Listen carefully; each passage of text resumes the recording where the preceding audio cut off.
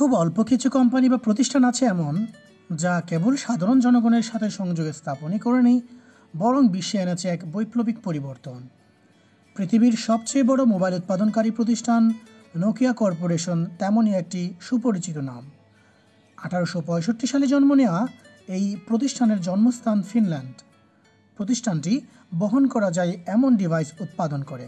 এদের প্রধান উৎপাদিত পণ্য মূলত মোবাইল ফোন। ফোন ব্যবহারকারী এমন একজনও হয়তো পাওয়া যাবে না যে নোকিয়া মোবাইল সম্পর্কে জানে না। নোকিয়া মোভিরা টকম্যান নামে একটি ফোন লঞ্চ করে 1987 সালে। বিশ্ববাসী দেখে মোভিরা সিটিম্যানকে। এটি ছিল প্রথম হ্যান্ডসেট ফোন। 2002 সালে নোকিয়া 6650 হ্যান্ডসেটটির মাধ্যমে প্রথম 3G চালু করে।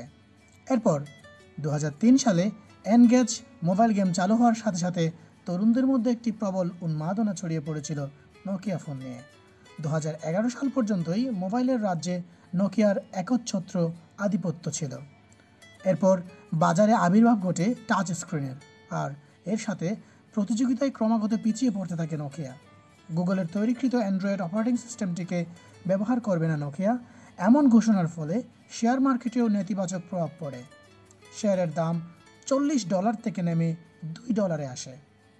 এই সময় ভবিষ্যতের সমস্ত স্মার্টফোনগুলোর অপারেটিং সিস্টেম হিসেবে উইন্ডোজকে ব্যবহার করার জন্য নোকিয়া মাইক্রোসফটের সাথে চুক্তিবদ্ধ হয়ে নিয়ে নোকিয়া বাজারে প্রথম মাসে লুমিয়া সিরিজের হ্যান্ডসেট 2014 সালে ক্যাটাগরির ফোনগুলোর কাছে মোবাইল লুমিয়া সিরিজকে প্রথম ধরা হয়। 2015 সালে আবারও নোকিয়া কোম্পানির সিইও রাজীব সুরি স্মার্টফোন তৈরির ঘোষণা দেন।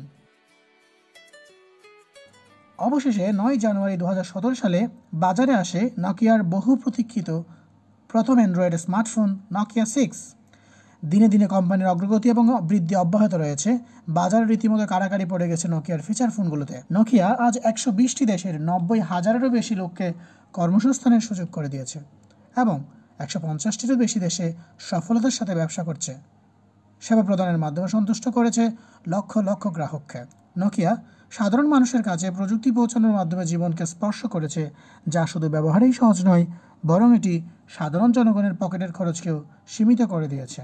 তো প্রিয় দর্শক, আপনারা এতক্ষণ দেখলেন নোকিয়ার উত্থান, নোকিয়ার ব্যবসা, নোকিয়ার পতন এবং নোকিয়ার আবারও ঘুরে দাঁড়ানো।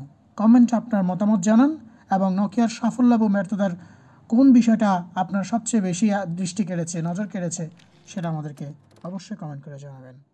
ধন্যবাদ।